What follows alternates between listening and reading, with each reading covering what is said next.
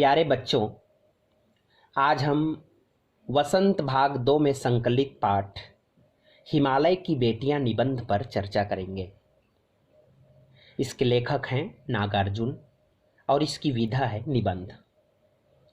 तो आइए सर्वप्रथम हम पाठ परिचय से परिचित होते हैं।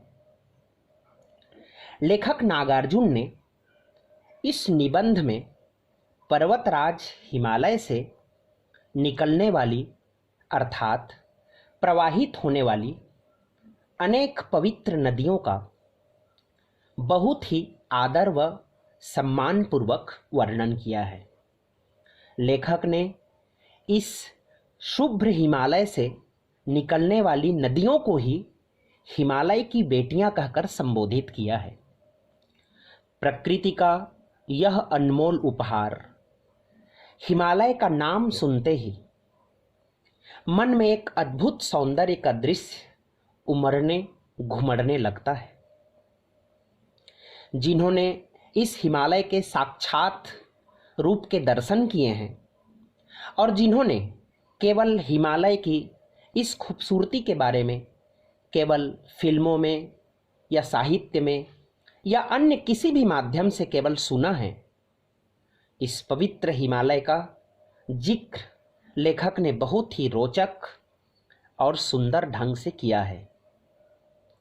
लेखक ने अपने वर्णन को इतनी सजीवता प्रदान की है कि सचमुच इस निबंध को पढ़कर पाठकगण हिमालय के अप्रतिम सौंदर्य को साक्षात अपने सामने महसूस करने लगते हैं।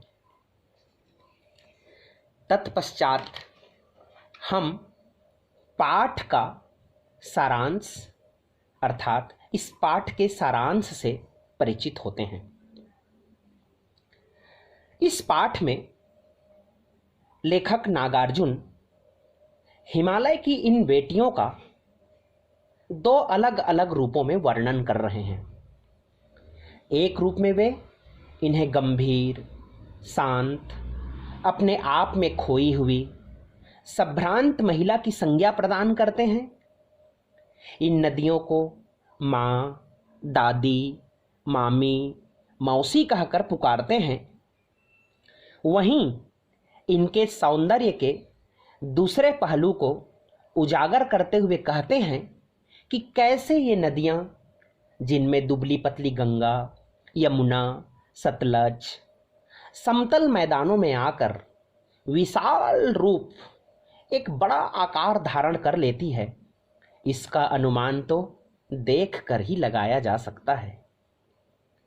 इन बेटियों की बाल लीला देखकर लेखक हतप्रभ रह जाते हैं। लेखक के मन में यह प्रश्न भी उठता है कि आखिर ये नदियां कहाँ भागी जा रही हैं?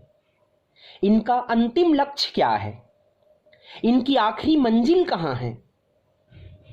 यहाँ पर मैं बता दूं कि यह सर्वविदित है कि जिस प्रकार आत्मा अंत में परमात्मा में विलीन हो जाती है, ठीक वैसे ही जब तक ये नदियाँ अपने प्राप्य अर्थात समुद्र में जाकर विलीन न हो जाए, तब तक इनकी ये अनवरत यात्रा यूं ही चलती रहती है, यूं ही चलती रहती है। सिंधु और ब्रह्मपुत्र ये दो ऐसे नाम हैं जिनके सुनते ही रावी, सतलज, व्यास, चेनाब, झेलम, काबुल अर्थात कुभा, कपिशा, गंगा, यमुना, सरयू, गंडक, कोसी आदि हिमालय की छोटी बड़ी सभी बेटियां आंखों के सामने नाचने लगती हैं। वास्तव में सिंधु और ब्रह्मपुत्र स्वयं कुछ नहीं है। दयालु हिमालय के पिघले हुए दिल की एक एक बूंद न जाने कब से इकट्ठा हो होकर इन दो महानदों के रूप में समुद्र की ओर प्रवाहित होती रही हैं।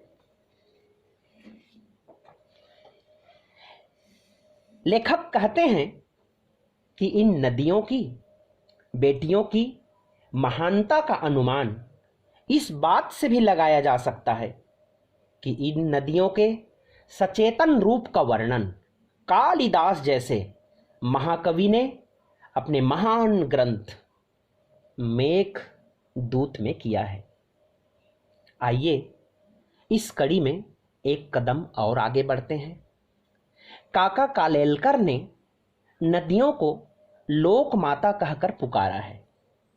सच ही है कि माँ का स्थान इस संसार में सर्वोच्च है।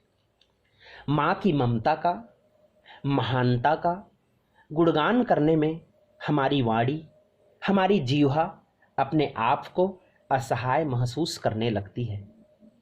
लेखक ने इन नदियों को माँ के अलावा बेटी का, प्रेयसी का और बहन का स्थान देकर इन्हें शिखर पर विराजमान कर दिया है। तो प्यारे बच्चों, इस प्रकार हिमालय की बेटियां पाठ की इस सुंदरतम यात्रा को यहीं पर विराम देते हैं। आप सबको धन्यवाद।